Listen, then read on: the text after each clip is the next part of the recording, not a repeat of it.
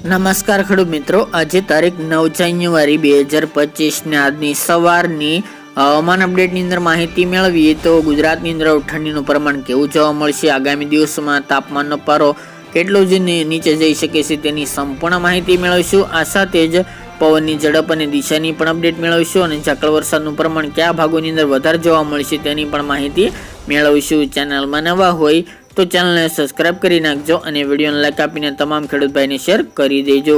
ગુજરાતની અંદર છેલ્લા 2-3 દિવસથી કડકડતી ઠંડી જોવા મળી રહી છે. ઘણા બધા ભાગોની અંદર સિંગલ ડિજિટમાં તાપમાન પણ નોંધાઈ રહ્યું છે. વાત કરવામાં આવે તો સૌથી નીચું તાપમાન નલિયામાં 5 ડિગ્રી કરતાં પણ નીચું જોવા મળી રહ્યું છે.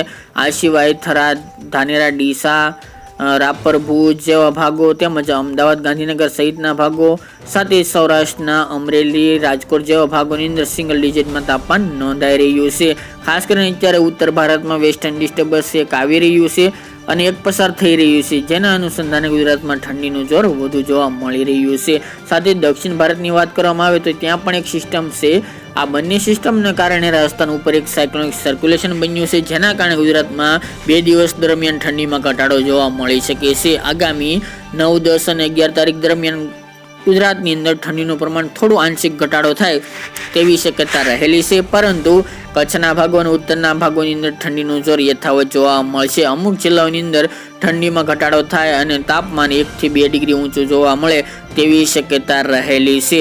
અત્યારની વાત કરવામાં આવે તો આજે 9 તારીખ દરમિયાન પણ ગુજરાતના અનેક ભાગોની અંદર તાપમાનનો પારો સિંગલ ડિજિટમાં જોવા મળશે. નલિયા, રાપર, ભુજ, ભચાઉ, ગાંધીધામ સહિતના ભાગો, ઉત્તરની અંદર રાજસ્થાન બોર્ડર વિસ્તાર, અંબાજી, આબુ, ઈડર, વડાલી, ઇકબાલગઢ, વાવ, થરાદ, પ્રાંતિજ, વિસનગર, ડીસા સહિતના ભાગોની અંદર સિંગલ ડિજિટમાં તાપમાન આજે પણ જોવા મળશે.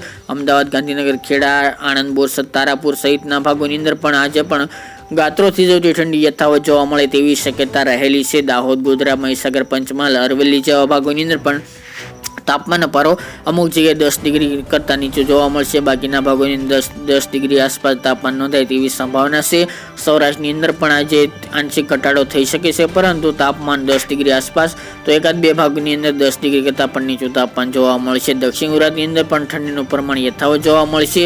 આ અમુક ભાગોની અંદર 2 દિવસ દરમિયાન ઠંડીનું જોર ઘટી શકે છે આ સિસ્ટમને કારણે, જેના કારણે હાઈ લેવલના વાદળો અમુક જગ્યાએ જોવા મળી શકે છે. સિસ્ટમ સક્રિય થઈ છે એના અનુસંધાને, પરંતુ ગુજરાતમાં 11 તારીખથી ફરી પાછું ઠંડીમાં વધારો થાય અને ફરી તાપમાન જે વધ્યું હતું તે ઘટે તેવી શક્યતા રહેલી છે.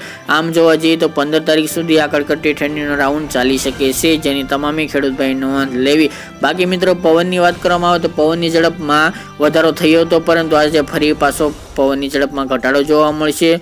ફરી 10 થી 15 કિલોમીટર પ્રતિ કલાકની ઝડપે પવન ફૂંકાય તેવી સંભાવના છે. અમુક ભાગોની અંદર આગામી 2-3 દિવસ દરમિયાન પવનની દિશા બદલાઈ શકે છે, જેના અનુસંધાને ઠંડીમાં ઘટાડો જોવા મળશે, પરંતુ 10 તારીખ બાદ ફરી પાછો પવનની ઝડપમાં વધારો થઈ શકે છે. ખાસ કરીને દરિયાકાંઠાના ભાગોની અંદર પવનની ઝડપ વધી શકે છે. તે ઉપરાંત મિત્રો, ઝાકળ વરસાદનું પ્રમાણ શરૂ છે.